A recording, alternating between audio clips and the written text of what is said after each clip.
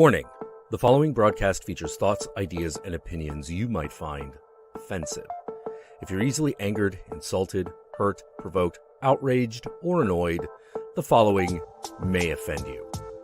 The views expressed in this show are solely those of the individuals providing them and do not reflect the opinions of YouTube or Google. So please, don't flag this video. Viewer discretion is advised.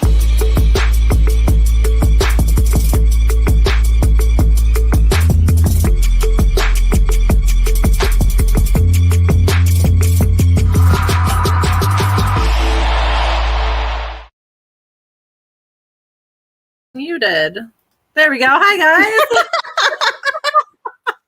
Hey, friends. Hello. Welcome. Welcome. Megan. Hi, Ben. Hi, Alicia. Hey, Megan. Wait, did you say that? Hey, Yep. DC. Got it. Hey, Hi to Mads. Megan twice. Hey, Chelsea. Hi, guys. Welcome to Does This Offend You? Episode 41. That much I know. That's the only thing I know. Hey, Justin. Welcome, guys. Sorry, I cut you off. What were you saying? I just said hi, Justin. Oh, okay. Hi, okay. Justin. I was just trying to get Alright. in there quickly. Welcome to Does This Offend You? A show where we talk about offensive, controversial movies and don't really get offended by any of them. Yeah. If you're new here, which I see a few maybe new usernames, welcome. Just right off the bat, spoiler warning, just get it out of the way. We're going to deep dive into these movies like we do all of them. So if you don't want spoilers, maybe come back and rewatch it another time. There's a playlist in the description, so you can go back to any past episodes you want to. Don't go back too far because... Oh, wow. We should react to our first one. I haven't seen it. Oh, my God. We should have done that for our 40th. Maybe we'll do it for our... No, because 50th. Maybe we should do that for our 50th. Someone remind us. Yeah. We They should will, definitely do that. as soon as you said that now, somebody like, is Ben in here? Is B in here? They're putting it in their calendar right now. Like, Yeah. Well, that would be good. Imagine. And we can see if our opinions have changed. oh God. Because the first one's like Cannibal Holocaust, I think. I don't want to watch it again, though. Yeah. Cannibal Holocaust in the Green Inferno. Do you want to do that again? Thank you so much for your nightmare fuel, Yeah. PC Carter. Yeah. Thank you, DC. I just say nightmare fuel for everything now anyway. My brain. Everyone's just like, what? Yeah. Thank you very much. Sorry. Yes. Thank you, Justin. Jazz hands. I don't know why that's my thing, but that's my thing. Oh, I like that. Thank you. Yep. See, Ben's put it in his calendar. So today is an Elijah Wood special. We're talking about two of his, I guess, most horror movies that he's done. The most I think horror so. genre. Maniac and Come to Daddy. So once again, if you haven't seen either of these and you don't want spoilers, click away now. Otherwise, it's going to be spoilers. There's spoilers. Yeah. Yep. This is a spoiler discussion. And I guess we should really give like a content warning probably for every Does This Offend You, because we talk about heavy topics for like all of them. So that's just a fair warning. Content warning. And particular on this one, violence against women. Yeah. Come to Daddy. I'm trying to think what the warning is for that. Just batshit crazy. Just a lot of stuff in that one. Yeah. But just be forewarned, we may talk about something that might be triggering to you, because that's kind of the point. Not to trigger you, but to talk about the topic. Yeah, talk about the controversial topics. Right. Megan just left a funny comment. She said, Lord of the Rings was a horror. All of that walking makes my knees and back ache. We're going to talk about Gollum, but sure. Oh my God. Can you imagine? I would love that. Literally every article about these movies like mentions Lord of the Rings. Like, I wonder how annoying that is as a Yeah, I feel like it's weird because people like say that he looks like Daniel Radcliffe, and it's weird because with him he obviously has Harry Potter, so they've both got those kind of things that follow them. Yeah, But it's so weird. yeah. All right. What should we start with, guys? Do we want to do some emojis to vote whether we're going to do Come to Daddy or we're going to do Maniac? What do we? I don't know what you want to pick for either. What is the emoji? I would do Maniac, maybe a knife. A knife, yeah. What about Come to Daddy? He likes to scalpel. Maybe a family. Saran wrap? Oh, saran wrap. That was just saran wrap roll. Or whether some weird. What the heck? Yeah. If there's like a family, is there a family emoji? Probably, yeah. There's gotta be one. We'll do a family emoji or a knife. Yeah. So, I'm having problems with the emojis. I am not of the right age. Anything that looks like a person, we'll just count that. Family. There you go. Thank you, DC. Family. Okay, cool. Thank you guys for putting them up. Someone didn't know. That's very clever. That's in between the scissors. The scissors one actually would have been more appropriate because it's like scalping.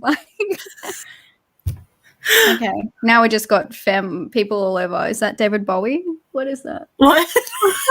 Are you seeing that one, Ben? Is that a microphone? Oh, it's a rock star, yeah. Oh, okay. I just saw like the lightning bolt.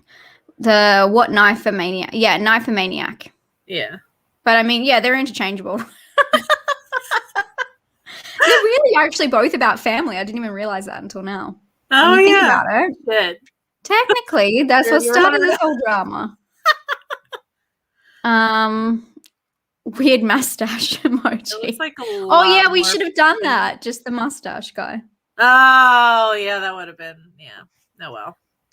I'm not counting officially, but it looks like a lot more families. 1, 2. Yeah, I think so. It's getting a little bit crowded. Yeah. Okay, so we'll go Come to Daddy first. Let us know if there's any problems with audio as well. Oh, yeah. I feel like somebody would have said, or they're just being nice. Knowing us. I'm surprised no one talks about it anymore. It was such a topic in the early days. Okay. What are we starting with? Come to Daddy? Come to Daddy. Yeah, I think that's better because there's a lot to talk about with Maniac. So yeah. Nobody said anything about the audio, so I'm going to assume it's good and charge ahead. So, as we do. So real quick, a summary, if I can try and summarize everything that happens in this crazy ass movie. So Come to Daddy follows Norval, who receives an unexpected letter from his estranged father. Thank you for saying the audio is fine. Requesting a visit to his dad's secluded and scenic waterfront home.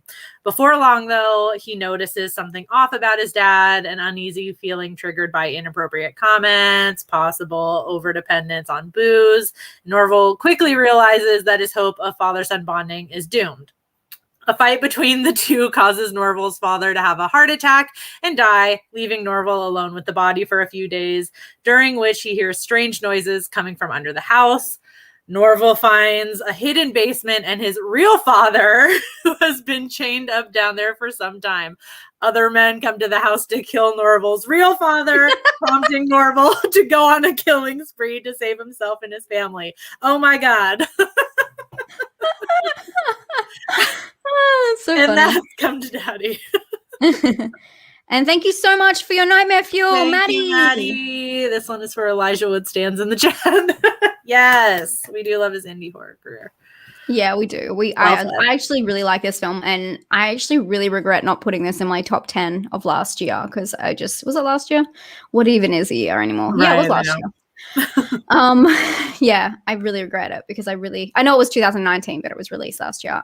Yeah, really enjoyed it. Where do we start with this one? Do we just start with Norval himself? I know you have some like good notes on this, which I really appreciate that kind of point. I didn't even think about that, but I guess I can lead it in with saying so Norval's like, I mean, the whole film is very offbeat, but Norval's character, Elijah's character as Norval, he is just very interesting from the get-go, and I love how it's just like him going into that house because that house seems, this like it's beautiful and it's like in nature, and then it's like him struggling to like It's almost like the Lord of the Rings journey at the start to get to the house. He's out of place from the start is what I'm trying to say, and they make that like a very big point. But also I which was quite funny. Sorry, I'm trying to find my notes.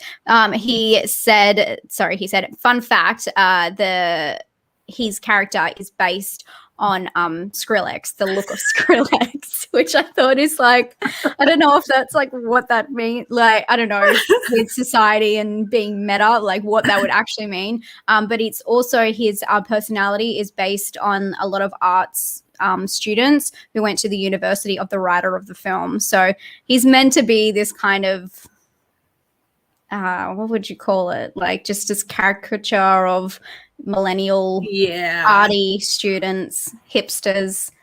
Definitely like I'm sure you call them there. Yeah. Yeah. And you had some really good notes on this. Yes. So like Emma said, he's introduced, like the way he's introduced, like immediately just coming into the forest and like struggling with his suitcase, like his hat, like very stylish hat, like flies off into the wind. The way he's introduced is in such a way that like, at least for me and maybe anybody else in the chat or you can confirm or not, that we kind of like immediately judge him based on like his looks and his clothes. And I even felt like through his actions, like when we first meet him and he's interacting with his father, his not dad, that like the way he talks about himself is like almost bragging in everything he does. And I don't know if that's part of the millennial thing, even when he talks about his attempted suicide, it almost feels like cringy for a second. Like I just had a thought like, oh, that's kind of cringy, but I'm like, wait, it's not though. That's like really serious. Yeah. But like you immediately kind of judge him because he's this like hyperbolized millennial character. Yeah. I'm like, we're millennials, but I was even rolling my eyes like yeah. And I think with that you can really tell that against who his like fake dad. His fake dad has like this real, I want to say bro energy, but this real masculinity, like toxic masculinity when he's like, do you have any fight stories? I like fight stories. Fight stories impress me. So you can see that kind of, I find it very interesting what that is trying to say, that they're very different from the start in the way maybe they look and they act. I don't know. Because it's not like his actual father was more, you know, like a carbon copy of him or anything like that either. I just think it's just like a fun way of, having his character and bringing someone who's just maybe feels completely out of place and completely out of control into that situation. But he's like quite like a sensitive soul, and like even when he meets his real dad's just telling him to kill everyone. He's just like, you gotta kill him now, and he's just like, what the fuck? And I think everyone can kind of relate to him in that moment, especially being millennials, because we are like, I mean, we are a little bit more, you know, highly strung. So it's just like, it's funny in that regard. And I don't really think that you're meant to love him.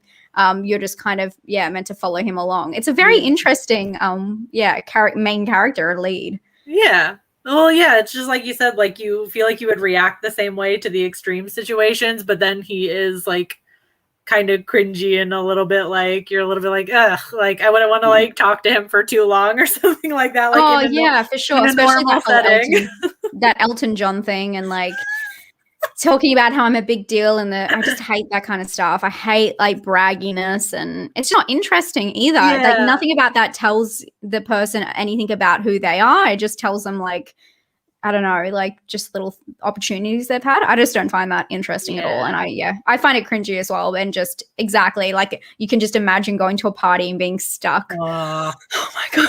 You hear something say, I count Kendrick Lamar and oh my God, rapper, some of my closest allies. That's right. And the way he says allies is just too much for me. It's like, it's really particular scripting, which I think is obviously purposeful. So he does a good job. He just that's what I mean. We're going to be probably dishing out some love for Elijah Wood during this one, but that's what I love about him, is that he is so suited to these quirky and different roles. He just like fits right in there, and you totally believe him. I think he does it really well. Yeah, the delivery is immaculate, even though the line is cringy. No one could do it like him as well, because he's just such an oddball that you can put him in those kind of situations and he just fits, which I love. We're trying to find controversial things. Like we're just loving on the film. So I'll just run through some controversial themes. As you've spoken about, Norval talks about his attempted suicide. Alcoholism is a big part of the movie. It's actually, I love the poster for this movie. I don't know if you've seen it. It's like the whiskey glass, and it's got like a house inside. It's really clever. Yeah. Norval says that he is alcohol dependent, and then the fake father tries to it's so bad. I hate it. It's so bad. He tries to like push alcohol in him and tease him with it, and then towards I guess the second half of the film, Norval breaks and drinks, which is quite sad. And the language I think is controversial. That whole thing. Should I say that out loud? I guess I will. Is that okay? Yeah, you can. Yeah. Just if you have any kids in the room, hide them. So there's the fake father, as we were talking about, his toxic masculinity fucking really shows up here. He calls him a rat fucker that stuffs rats up vagina. I wrote vagine. That's so funny. Vagina. That was a typo. A vagina. Dresses like a woman, like a C word. I won't say it just in case YouTube. I think we're probably already banned. I think it's past that. Yeah. So obviously there's a lot going on there.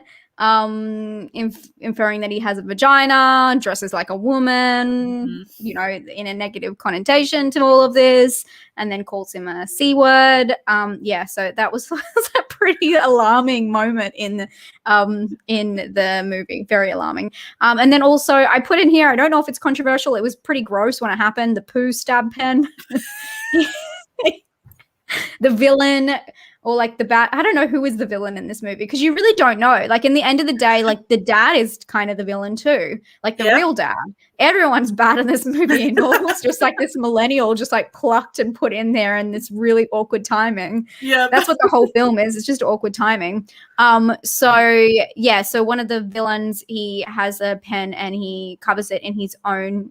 When they kept saying excrement. Oh yeah, and they said it wrong. It's excrement.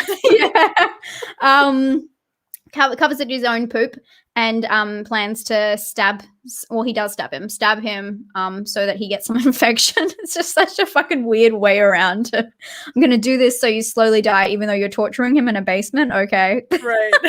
I think you're already doing that, but just speed up the process. I don't know. I don't get it. I didn't get that bit, but I thought it was quite controversial, and it's a pretty gross moment. A little gross. Just a little gross. It's more offensive that he kept mispronouncing the word. Yeah, I felt that in my soul. He's kept trying to say. Yeah, just say shit. Yeah. Yeah. Oh my god, so funny. So I'm just catching up on the comments. Seriously. What else you got, Vicky? I have my reaching. If we want to go ahead and just reach already. I've kind of done. There wasn't much in.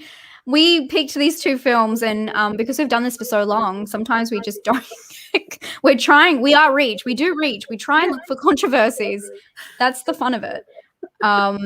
But yeah, this one was far and few between for sure. I guess just to give some I have written down a note about the interesting context of the movie, but again, I don't think it's too controversial. But just in case people didn't know, the origin of the movie came when Ant Timpson's father, who is Ant Timpson, is he the director or the writer? That's the director. Sorry, I didn't write it down. Sorry, I wrote things about the writer and the director. His father passed away, and his father's partner thought it was best to bring him over after the embalming process and spend time with the grieving family. And the week was spent with the corpse in an open coffin, which is terrifying, absolutely terrifying. I do not like that. Then when people came, people that he didn't know came to pay their respects to his father, sharing stories of a man that he did not seem much like his father. And I think a lot of people, like, this is touched on in a lot of films where, they don't really know someone in their family until after they've died, and then they learn, you know, it's like a mystery kind of element that in a lot of films touch on. They learn more about someone after they're passed, and I guess that's perspective though. But I thought it was interesting, like how close it is to the real story, because it's, you know, pretty much he is in the house with the open casket, and then you know, he doesn't believe that really was who he thought his father was. So in a way, it makes complete sense. I just like how it's so true to like the story, and the story's so fucked up. So it's pretty funny. Yeah. Just imagine some of the stories he heard about his dad to like prompt this. Yeah. I wonder. The events of this movie. Yeah. It's a very far-fetched film. But it's nice though. That's like nice that it's a like really batshit crazy movie, but it has a really nice origin, even though it's a little bit dark. Yeah. You know, you don't really know your parents, or you don't like really know your parents from before you were, you know, like in their life. You know what I mean? Like before they were a parent. And it's like a really nice like way to, I guess, talk about like grief, or even just like your relationship with your parents. Like it's nice. The movie's insane, but that's a nice message. Yeah. And maybe the dad might have liked that, you know, maybe that was like his kind of jam. We're going to talk about Maniac. I will let you get to your reaching points, but just quickly, we're going to talk about Maniac soon. But I think it's important because this movie is so quirky that it's really interesting, the tonal changes, and we will talk about this more with Maniac, because it's like a very intense film compared to this one. But I believe that Come to Daddy takes its time to express the quirkiness with things like the raisin eyes, which a lot of people were joking about to me. You've seen the film, you know, this whole raisin eye thing. And it flips between these strange moments and then these heartfelt ones, like the ending of the film is quite a heartfelt moment. It's not a deep story by any means, but I think it's like interesting the way it's portrayed in a lighthearted, we don't take ourselves seriously type way. And an example of that would be the motel attendant who talks about being a titty-holic.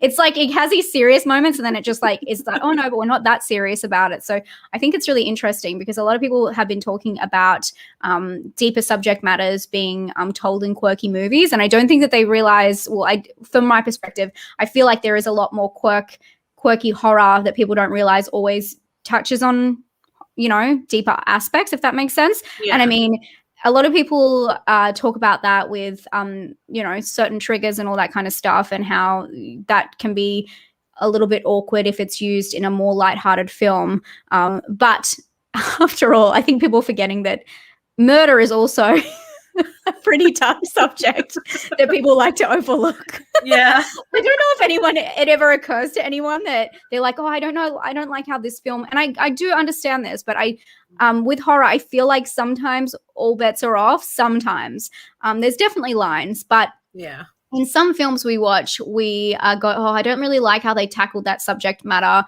It's like a pretty serious subject matter. This shouldn't be in such a lighthearted horror movie. But then you have movies like Chucky, or you know, Puppet Master, or like, you know, any like kind of slashy, strange kind of movies that it is about death. Like they are killing people, and somehow that like murder is just never an issue for anyone. So I thought that was interesting in terms of this, because it is like a quirky movie, and again, it deals with like there is like a talk about suicide and stuff like that, but it still stays quirks the whole time, even though there's some really brutal death scenes. With like getting stabbed in the brain and all that kind of stuff. So yeah, you know, that could be seen as serious to some other people. Right. Yeah. I think in the horror community, I don't speak for everybody, but I feel like just people dying at this point is just like that's expected. So I think that's why we're kind of just like, oh, that was a really cool death, and not paying attention to he just like stabbed an open part of his brain that was just out there. Like it's interesting, isn't it? And I totally understand that, but it's very interesting when like the light is shone on like other things that happen, but then like 2 seconds later someone just gets like stabbed to death, and you're like, that's what we thought, but not, you know, this subject matter that is not about death, you know? Right. Anyway, I just want to make that point. I don't know if it works. Hey, Amira. I love how everybody like occasionally in the comments is just talking about all the different movies Elijah Wood has been in. I'm like, look in the comments, see happy feet. I know, there's so many I haven't seen. or whichever Spy Kids you guys were talking about earlier. We're just gonna mention all the Elijah Wood movies. Okay. Please reach though. I can't. I need you to get on your soapbox. Yeah. I don't even know if it's a soapbox. This is just me reading way too much into the movie. I just was like way too into like AP language and composition in high school. So I just, in trying to find some stuff about this movie, I don't know. It seemed like maybe there was like it had like maybe some like Oedipal themes going on in here. I'm absolutely reaching, I understand. But you have Norval, who at the end of the movie admits to like chasing away like all of his mom's like potential like other, you know, boyfriends or suitors, partners, whatever, in the hopes that like real dad would come back at some point and they'd be a family again. So I just feel like, you know, like also with the fact that Norval's been living with her, so it's like just this idea that it's just them two living in the house and Norval's like keeping everybody else away and like keeping his mom to himself, not in a weird way, but like for his dad. So that was kind of just like, I don't know, that could be like a little bit, maybe a little bit of an Oedipus complex. Also that there is a lot of anger towards his father, which is another leg of, if you're going to subscribe to that like psychology belief there, that happens. It's like, what is it, between like the ages 3 and 6, which also checks out in the movie because he's like 5 when his dad leaves or something like that, or 4 or something. Yeah. So he has a lot of anger towards his father for ditching them. There's definitely some rivalry between the two of them, at least like between Norval and not dad. And then plus Norval's like not dad makes a joke about Norval sleeping with his mom to him. Like when he finds out that he's living at home, still asks if they sleep in the same bed. So that was just me reaching. No, I don't think it's too much of a reach at all. No? Okay, good. As I was writing it down, I was like, I feel like I went way out of left field with that one. No, I feel like as soon as you like can pick something out of a film, you can like pretty much justify it with like so many examples. That's true. That's true. As long as you have examples to point to. I think old film professor of mine said that you're always right as long as you can give examples. Examples for your argument, just not against it. Right. So Vicky, do you find Come to Daddy offensive? No. Cute. I didn't even ask the question right. Yeah, it does not offend me either. Yeah. Well, what it's meant to. I like the movie. This is the first time I'd seen that movie. I didn't realize that I hadn't seen it before, but I didn't know that either. I don't know. I saw the poster so many times. I kind of just assumed I did. You know, you know how it is. Like sometimes you're like, oh yeah, I've seen that, and you sit and watch, and you're like, nope. But that was really good. I like that one. Definitely not offensive. No, it's just quirky. Oh, I can hear myself. I don't know. Everyone's saying that. Yeah, the hair is offensive AF. Yeah, I saw that. The haircut. I feel like it kind of works for him though. Like. He can pull off anything. Oh yeah, for sure. He really can. Yeah, like it works for him.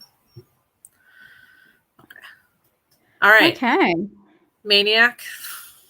Maniac, guys, are you ready for this roller coaster? It's about to get actually offensive, and I'm not kidding. I uncovered some. Yeah, wait till we talk about this. Take a deep fucking breath, and it's not what you think. It's not what you think. That was a fucking pivot. Where do you want to start with this one? I guess you want to do the rundown? Yeah. Have you seen the original, by the way? What? Have you seen the original? I don't even know if I've seen it. I don't remember if I have or not. I think I might have. Yeah, I did once, but I didn't find it very memorable. I think because I've seen this movie like way more than that, like even before seeing the original, so I don't remember too much about it. But if I remember it, until the end, it plays very similarly to this one. Just real quick, it's hard to like summarize this movie really, because not like a whole lot happens. Like it's really just Elijah Wood plays Frank, who restores mannequins and also has a side hustle of killing people, or killing women, I should say, and scalping them. He meets a photographer, Anna, who's interested in the work he does, and they work together for a little bit on a art project of hers, which leads Frank to believe maybe they could be a thing. And then Anna finds out what he does, and then everything falls apart. That's really all that happens.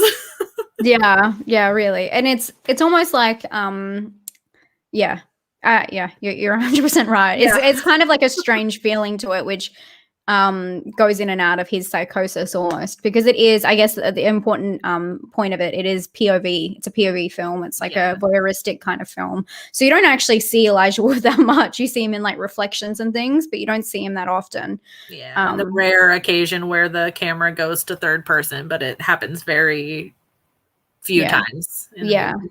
So it feels a little bit off anyway. Like it doesn't feel like a common structure. It's kind of like you're following him around. Exactly. Yeah. True. Where do you want to start? You want to start with your what you found, because it kind of has to do with like when the movie came out and the advertisements, especially. Yeah, we should talk about the first one. Which after watching this and like doing some research, I was like, we should have just done a comparison of the original versus this one. We probably should have. So the original Maniac is from 1980, and it was very controversial when it came out, and people were buzzing about the horrific scenes of violence against women. People actually said that it promoted harm to women.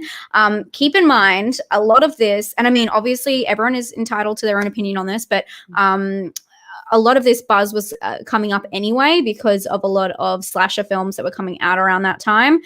This is kind of like when they were all coming to mainstream cinema in America. So around, late 70s, 80s. So this was only adding to that kind of fuel to the fire. But I watched... Oh my gosh, guys, you're going to die. I watched this video, and it had back-to-back news clips from around that time from all different people. And so it had some really good perspective of what it is, although it's kind of angled. Obviously, we're only seeing those kind of articles and that kind of representation, and not, actual horror fans or anything like that. So keep that in mind. But people said, like in the interview, one of the cinema goers, just like a normal dude who obviously enjoys horror movies, he was talking about Texas Chainsaw Massacre in the same interview. He said, they kind of like approached him as, oh, do you think this is going to incite violence? And he said, I think some guys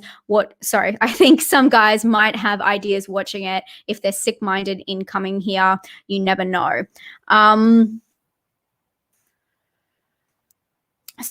So there were people who were just openly saying that it was going to incite violence. The poster also was a huge part of the controversy. If you've ever seen the original poster, it's like a man standing, and he's got like a scalped, is it just a scalped head? Like you can't really see the face, you just see the hair.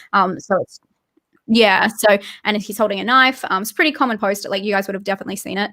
And there was actually a mother who saw this on a billboard in the middle of the city, and went up and just painted over it, like with her kids with her and everything, because she thought it was so horrendous. People aren't used to seeing that. And I mean, I do agree in a way, like that being on a billboard is a lot. So I still think even today that would probably get some, I think people are a little bit more creative with their posters now, to be honest. But I think it would have got some talk for sure, just seeing that, especially with everything going on with, violence against women, with, walking home at night and stuff. I can't imagine that kind of billboard being around in that kind of situation. So in a way, I do agree with that. It is a little bit insane that was on a billboard. I can get that. Although the LA, sorry, no, it's not the LA. Is it still the LA Times, or are those two different things? It's the Los Angeles Times. I don't know if it's the same and there's two different names. Do you know what I mean? Like, I don't know if there's a long one and a short one. But they said Los Angeles, so I'll just keep to that.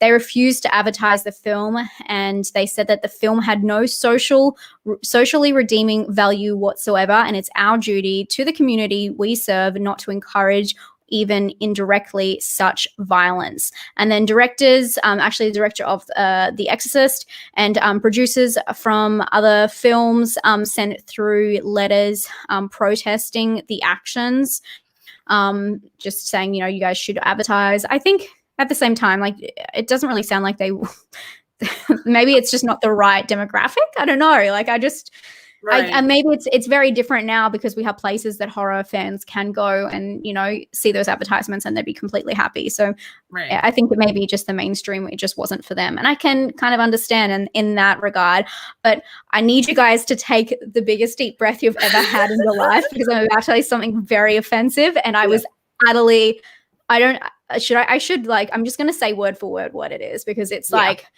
it's utterly fucking shocking. And I like literally typing this up, I was like, my mouth was on the floor. And I'm actually getting tearful because it makes me so upset that, oh my God, why am I getting so emotional about this?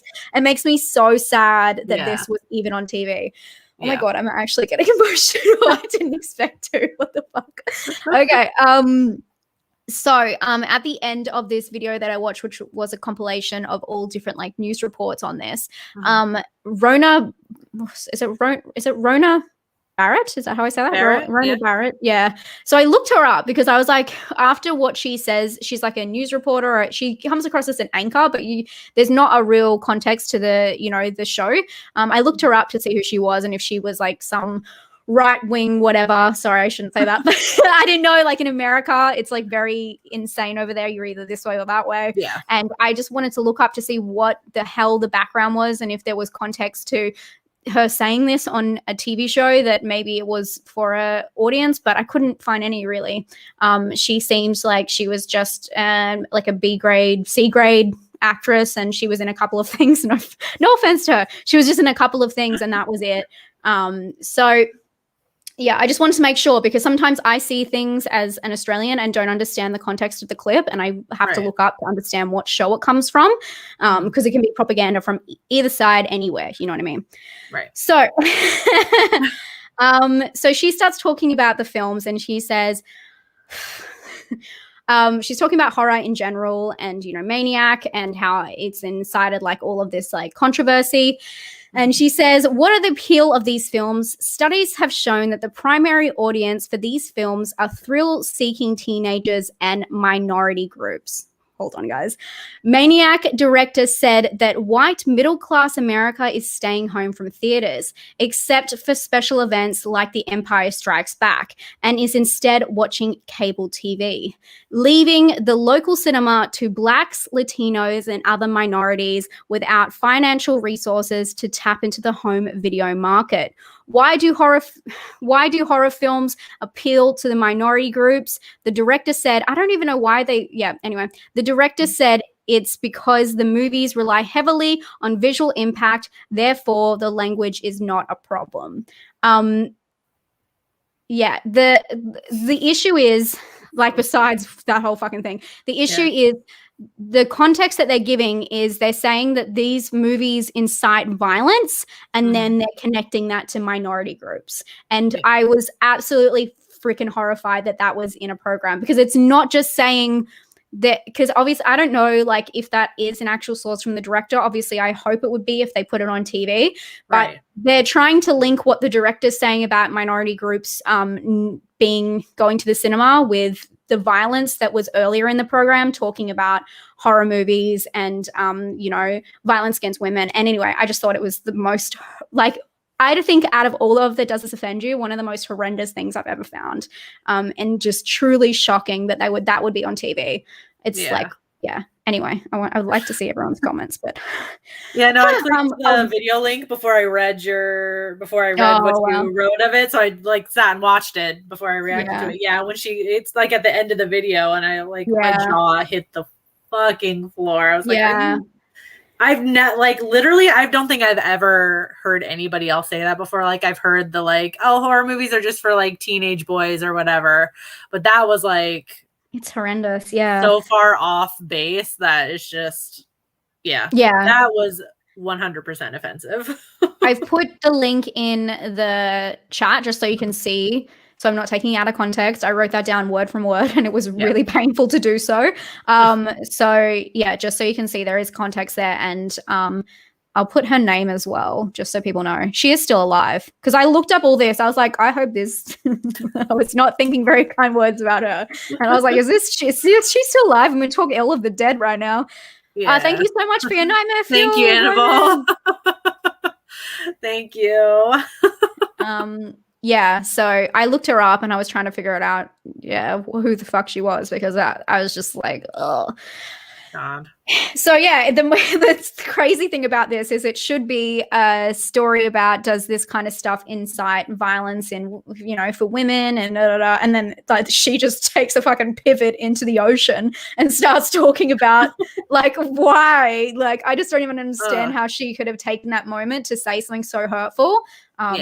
Is very troubling, and thank God we don't know who she is. You know what I mean? So maybe that's like a good thing. Seriously. No, that was, absolutely horrific. Yeah. So, yeah, that's what I found. And then I was like, no more today. I'm done researching that. So, yeah, the original was a huge deal. And very, I think it's just because it was so mainstream. And Robert is mentioned the video nasties, and I guess this is technically a video nasty. I don't know. I don't know. It wasn't banned, so it depends. Like I guess what countries it was banned in. I don't know about the UK. Yeah, you're very right, Des. It's just horrendous. My friend Des. Yeah. So, linking back to the new film, right? The whole point of me looking into that kind of stuff was I was just more interested to see what the reception was of the original compared to the new one, which the new one actually does have feedback. Not the same, obviously. No one can beat Rona, which, okay. I can't. Sorry, I'm so fucking mad about it. Maybe don't watch that clip if you don't want to be like, I wouldn't recommend it. I just wanted to give the source just so you could see it. But anyway, so the new one, we don't see. Oh, sorry, we do see. So I've written this weird. The new one does have extreme violence. And in a very gory, realistic way, we see killings in so much detail. And sometimes I think it might feel more intense because it is shot in a POV perspective. We're close. We're committing the murders while we're watching, we're the person's eyes. So it felt very intense, especially the strangulation.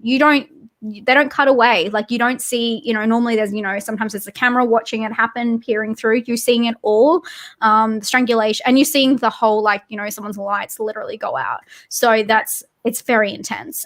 Strangulation and the scalping is obviously pretty icky. Interesting enough, the film was banned in New Zealand and it was strict. I'm sure it was banned in other countries, but I just found this because it has a really good quote. It was restricted to only festival screenings and academic viewing by government officials. I think that's probably just to tell if it was okay, but probably, yeah. Just imagine a whole bunch of officials being like, let's watch that movie because we can. God. And they have a screening together. I just thought that was so funny.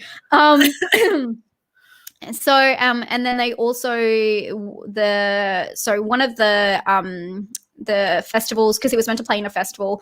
It did play in the festival, but they also gave a quote, found a sorry, I'm not even freaking saying what I'm doing right. I believe that's what it is. Yes, this was a quote given by the festival organizer, who was kind of guessing what the issue was with why it didn't get past the board. So they said that the movie, the classifications said that the movie was, how do I say that? Injurious? So I'll highlight it. Sorry. Yeah, injurious. Injurious to public good. And then the festival organizer programmer said that they believe the issue is that the POV, point of view, nature of the film mixed with the psychopathic behavior of the actor Elijah Wood is more than disturbing, and it's potentially dangerous in the hands of the wrong person. I mean, there's such a conversation with whether horror incites violence, video games, all that kind of stuff. And yeah, I don't know. It's an interesting one. It's always going to be interesting. Yeah. I love how the way they chose to say, like, not just like the character, the psychopathic behavior of actor Elijah Wood. It's just a weird way to say that. Yeah, he did too well in the role, and he has such a link to New Zealand as well, because obviously Lord of the Rings, but then like other films he's worked on have like New Zealand funding, so it's very interesting. Maybe they just like know him well, so they're just like, my buddy. I don't know. It's very weird that you're right that they chose to include his name in it. It doesn't make any sense at all. They don't talk about the director or anything. So yeah, really weird. Really fucking weird. Well, do we want to talk about if that what? Sorry, I'm just reading the comments. What's going on there? Did I miss something? I don't know. There's they were talking about Marilyn Manson or something, and then. Oh. Okay. Just dropping by. Okay, cool. Okay. Yeah. What's up next? You go. Okay. I guess since we're talking about the point of view, I know we both have kind of like a couple of points of like how that makes the character look, possibly, or like what the point of that is. I'll add on my stuff when you get to your sympathetic thing, but I found the POV interesting because usually movies like this tend to be seen as more misogynistic. Like, I guess especially like the original, which I think it was Robert that reminded, that one is not in POV. It's just, it's not normal. Yeah, good point.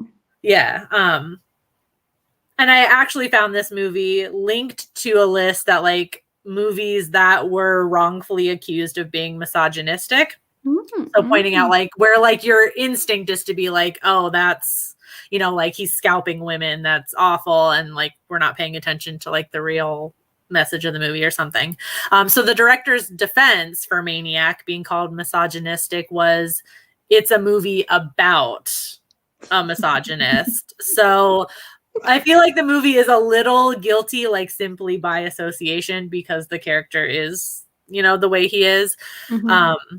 But like it's not altogether at fault, I guess, like by putting us in the point of view of Frank, like we're face to face with the victims and seeing them kind of like outside the male gaze, like in terms of like the actual camera. Like obviously we're seeing out of a male character's eyes, but there's none of that like gratuitous like camera shots or anything like that like that would make it more misogynistic. Like you said, we're actually seeing kind of like the light leaving the character's eyes, which makes it way more real. I know we were just talking about how like horror fans tend to like overlook murder, but like in this one you really can't, because you're like literally face to face with it. And that's a great point. Yeah, like it just takes on a different tone because we're in that point of view.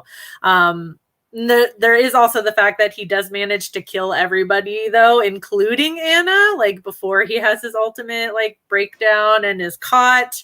So like, yay, he's gotten his comeuppance, but boo, everybody like still has to die. So I feel like it's in this like very interesting gray area of like, is it misogynistic or not? I just thought that was interesting that it ended up like on a list like that, because I'm going to be honest, I didn't I didn't initially think that about the movie. I think maybe because the point of view was so effective, but I think that the director's description is kind of accurate, though. It is a movie about it's about a misogynist, like. Yeah, but I think that's also the issue that some people do find with it, is that why are we making movies about those kinds of people? But that's a horror movie. You know what I mean? It is a horror movie at the end of the day. Right. And sometimes we need to pivot and have it about the villain. Sometimes that's just, that's just a perspective we need. We can't always have that same, survivor perspective, unfortunately. Like there's got to be different movies. Yeah, it's a hard one. It's not meant, the content is not made for everyone. For sure. For sure. I mean, and and it just brings up, questions of, does that make him sympathetic too. Yeah. I really like what you were saying though about what we discussed quickly with Come to Daddy and the Tonal, and how then I got on my soapbox for like a moment and spoke about how in movies that other people may find like triggering aspects, you know, there's always murder, and no one talks about murder as one of these triggering aspects. But then you're right, because that's exactly what is triggering in this, because it's the way they do it and how they do it. Although in, you know, other films they do it, it's the same thing, but it's just thought of as a slasher, just like in you know, Friday the 13th or something like that. If they killed a woman, I mean, sure, they kill men and women the same, but you know, if that was that way, I don't know, it's very interesting. The camera is powerful, like just like all they had to do is change the perspective really, and it completely changes the way you're seeing what happens on screen. Like if you just try to imagine how it would have looked if it wasn't in the point of view shots. But then even when it isn't, because what is she? She's like the agent, Anna's agent or something. Oh yeah. During that scene, that's like one of the rare moments where like the camera shows her of the point of view, and it kind of just slowly pans around to like a third, you know, like a no, you're right, third person point of view. But even then, it's still like just as brutal also. Yeah, because you really, and I mean, I've been using some pretty like I don't know, like triggering, I guess, terminology with the lights going out, but then you see her like literally squirming, and it's just like they really hound in on those moments. And maybe it's because the film is just like a montage of all of those moments, all of the darkest moments. And we have so on the sympathetic this is obviously a huge what this all kind of wraps up into is like, do we sympathize with Frank, and how it's shot through his eyes in this voyeur kind of perspective. Although you're saying, I totally agree with you, it isn't the same, although we do see like a lot of girls naked and sexually, especially like the first girl when he's like at a Tinder date, I don't know if it's Tinder, but at some kind of date like that at her house. Like it's seen in kind of a sexual way. I don't think it is the same kind of setup to the beautiful character and all that kind of stuff. It's definitely showing it in like a gritty and realistic way, which is terrifying. But then also a huge part of this film is we actually learn about Frank and why he's doing what he's doing. And we learn his whole backstory through flashbacks and just things that he says and hints that he drops along the way. And we also know that he goes in and out of seeing his mannequins as his victims, and that's kind of where he gets his inspiration to like make them into the, restore them. And he has these psychotic hallucinations, or he's like in psychosis, like you can see it, like he so there's that whole mental health aspect, which is always just the toughest. Like it's just all gray, isn't it? Because it's like, do you tell these perspectives? Obviously, this is not a real story, is it? I think it might be, the original might be based or like loosely inspired by something, but it's not a real story. It's not based on. I'm not sure. I couldn't really find anything concrete on that. It's just like one of those things where it's all in, they're making a film about this, so they inspire it by other real cases and real things that could happen or have happened. But it's one of those things where it's hard. It's like, are we meant to be giving these narratives to these people? Does the means justify it, I guess? And also then with mental health, is this, painting a bad light for people who have, psychosis or anything like that, that they're these harmful beings? Like, it's just like, there's so many questions, I guess, that get opened up with this kind of movie. I honestly don't sympathize with him. I find him incredibly creepy. And horrifying. Like the whole thing is freaking horrifying.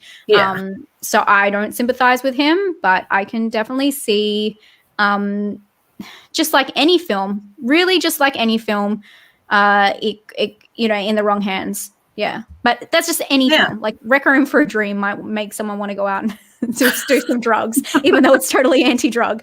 13, a movie about glamorizing these girls going out and ruining everything. Same. Like I think that that's just the way it is, unfortunately. I find that interesting too, because like I think, you know, certain people watching it, or like based on your experiences, you like immediately, like every time I've seen this movie, like Frank is creepy, he's weird, he's definitely somebody who believes like the friend zone is a thing, like don't no. But the director, when I read your points, I found these quotes from the director that kind of tack on to that. So the director said, and I quote, I love and have the utmost respect for the original. It shocked me, not just with the gore, but by how much empathy I had for Frank. After everything he did, I felt bad for him and not the victims. My job was to convey the essence of that film to a new generation. Which I thought, so like he went into the movie, I just found that interesting, to convey like that, like I mean director intent and like audience interpretation, like, director intent matters though. It does matter. It matters that's insane. So like it's interesting to know, but it doesn't have to change your view on the movie. I also think probably him being and it does come into play, him being a male and me being a female, I'm gonna have a very different perspective of this like fucking psychopath man like targeting, and you know, like it's always gonna be, I'm always gonna side the other way. I'm sorry, like that's automatically 100%. No fucking thank you. Which to be honest, I think most people in this chat, you know, whatever gender you align with, would probably agree. I hope. Yes, Maddie, the director said that was a quote from the director. Maddie's like, never watching this again, cannot support it. But I'm like it's so interesting because you think like putting the camera in the point of view of somebody would only have like one outcome, but we still have like all these completely different lines of thought, even though we're all in Frank's head for the entire movie. But it's just like, it's just like you were saying, like just based on different perspectives. And I think because we are uterus owners, that we're automatically gonna like watch something like this and be like, yeah, this dude is a creep.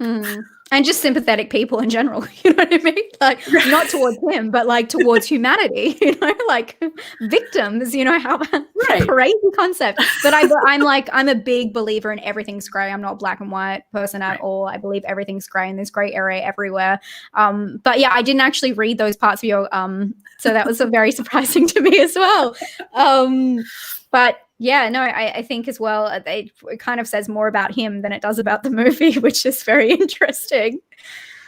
Yeah, I wish I'd rewatch the original too, like because hearing him talk about like how much empathy he had for Frank, I definitely don't remember feeling that way about the original, but I've only seen it once, so.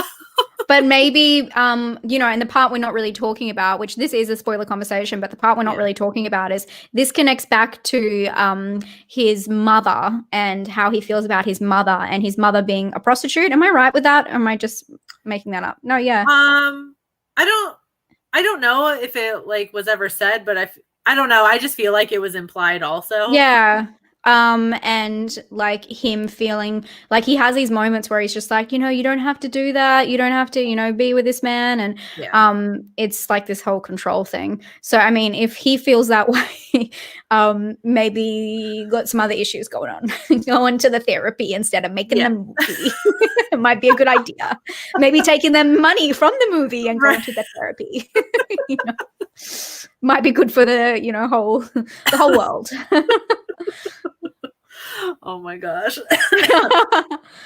I guess the original touches on that like a teensy bit, but it's very bizarre like right at the end, whereas in this movie we kind of get it throughout, so it's like being peppered in like what his backstory is, but like at the original it's like all in a rush or something, and he just is kind of like talking to his mom or something, but we don't know any real backstory, so it's always kind of been like, it was like he had a, you know, rough upbringing, so now he's like this. Well, like, no offense to anyone who owns a mannequin store, but you kind of fuck your child up if you die and leave a mannequin store for them to live in by themselves. Oh my god. Like, come on. This dude was doomed from the start. Could you imagine being like, I'm not a normal person by any means, but could you imagine being normal in a, like living in a mannequin? Like no one would ever have like a well-adjusted lifestyle living in that store alone. I feel like I'd be afraid of nothing if I grew up living in an American store. I probably would have taken it in a different direction and probably had like a tea party every day with them. But like, you know, I just still don't think I'd be very well adjusted. No. Probably not. I mean, look at him. Like at the end, his like hallucination, like he saw himself as a mannequin. That's what happens. Exactly. And it's an identity crisis. And that's like really what the film is about. Like he just can't even figure out who he is. Right. Yeah. It's very interesting. Did you say this last point or did I? You did say that, right? Oh, that part? No. Yeah, just I guess another thing. I was trying to find like some reasons like maybe people might sympathize with this character, but I don't know if like Elijah Wood's. I don't want to like, you know, like I'm not trying to like judge him for like how he looks, but in the movie, like he is much more like slight. It seems like he's in it might like in frame, I guess he's much more slight compared to like even like Frank in the original, who is like kind of like this bigger, burlier guy.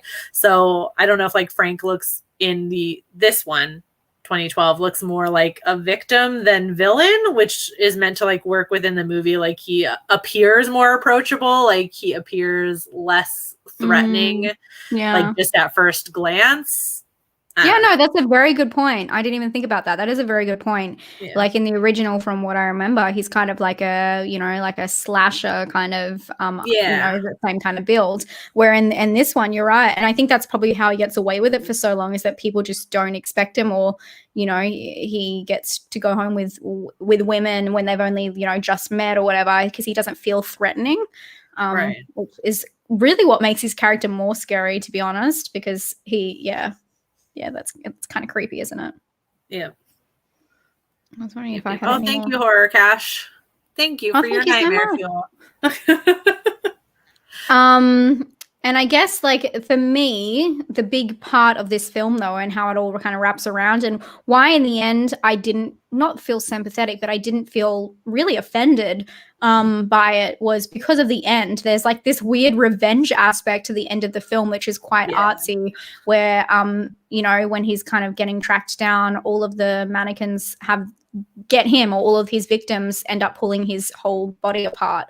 And it's a very gruesome scene. And it really shows them kind of like tearing him apart, and it's him doing it to himself, but like tearing his life, I don't know, tearing him apart, getting back at him, eating him alive. You know, it's just like that thing with something that, because he's carrying around his victims with him. So every time he kills someone, he comes home, they're there. Like it stays with him, and it gets to a point where I think it's just too much. And that's, you know, his own downfall. So everything that he ended up doing to people ended up to come back to get him. So there is like a revenge kind of aspect, which is done in a very artsy way, which ties it again to the mannequin themes and all that. I really do like how these themes tie into each other. I think it's really clever. So yeah, I just thought that was a very interesting ending to the film. So he became the target in the end. It is. I love how they still keep up with it at the very end too. Like the police are like mannequins for a second too, and like it's like it carries on to like the very end of the movie until we actually see him. But yeah, people are talking about it in the chat. Like I really love the ending. The ending is it's a great way to end that. I know I've seen so many like Reddit posts of like, what does like the mannequin thing mean? Like the fact that he like they rip his skin off and he's a mannequin underneath. It's like, it's just a great ending. Yeah. Wow, that was a ride. Did you have any more? No, I got all my points. I think I got all mine. Yeah, we did. So I guess did Maniac offend you? I didn't think so. No, it doesn't. It does take a lot to I don't want to be like those people. It does take a lot to offend me. It doesn't actually, depending on if it's Red Christmas or not. I knew I had to. Depending on what the themes and stuff are. And as much as I do agree with we shouldn't be showing villains and that perspective unless it's in an interesting way. Like that's kind of my take. It's like unless there's like an interesting point to it and it makes sense with like the subtext and it adds something to the conversation, I don't see a lot of point to it except for highlighting, you know, violence against women. So with that, I think that this film has interesting perspective for sure, POV. It's so violent and so cruel. And also I just love like the ending and like the whole like art to it. I really enjoy. So I don't find this one offensive, but I can understand why people may. Yeah, I feel the same way. Like I'm not offended by it personally. I can understand for sure that news clip offends me more than anything else. Yeah, that was the offensive part. Like, yeah, and I mean that's to the original. Maybe I need to go back and watch the original now. But yeah, it's very alarming, and it's. I mean, she does not speak for people, but no. It is nice to know how far we've come, not just in nowhere near in her respect, but more in the respect of talking about horror in the mainstream. Like we don't have to run into this kind of stuff all the time, at least where we live. Because I imagine like even the Conjuring films could be seen as, you know, complete horrific, even though they're Christian films, we've talked about this, that still show demonic presence and all that kind of stuff. We don't have to deal with that so much these days, which is kind of as much as people rave about, like, you know, being in the 80s and all that kind of stuff and being able to go see movies at those times. I'm glad I was kind of born now where it's so accessible to be able to see what we want and censorship isn't such an issue. Yeah. 100%. 100%. Did you want to do the poll? Oh, yes. We have a poll. I asked a very stupid question. We didn't even mention the poll the whole show. Whoops-a-daisy. Oops. But that's fine. So we had a poll that I put up a day ago about so stupid about which film creeped you out more, and then I realized afterwards the answer is so obvious. Vicky, do you want to take a guess to the percentages? Are you seeing it? Oh gosh, to the percentages. Okay. I don't know. I feel like there might be some outliers who thought Come to Daddy was creepy, so I'll say maybe it was like 90-10. Oh, close. Want another guess? Ish. I don't know why I want you to get back on because it's like impossible. 89. No, it's 83% Maniac to 16% Come to Daddy. Wow. Okay. Yeah. That's a little more to Come to Daddy than I thought, but okay. Yeah. Okay. But maybe more people have seen Come to Daddy. Like sometimes it's just like what people have seen. So there you go. And I guess to the audience, did you find any of these offensive? Everyone's like, Motel Hell's great. We need a Motel Hell remake. Okay.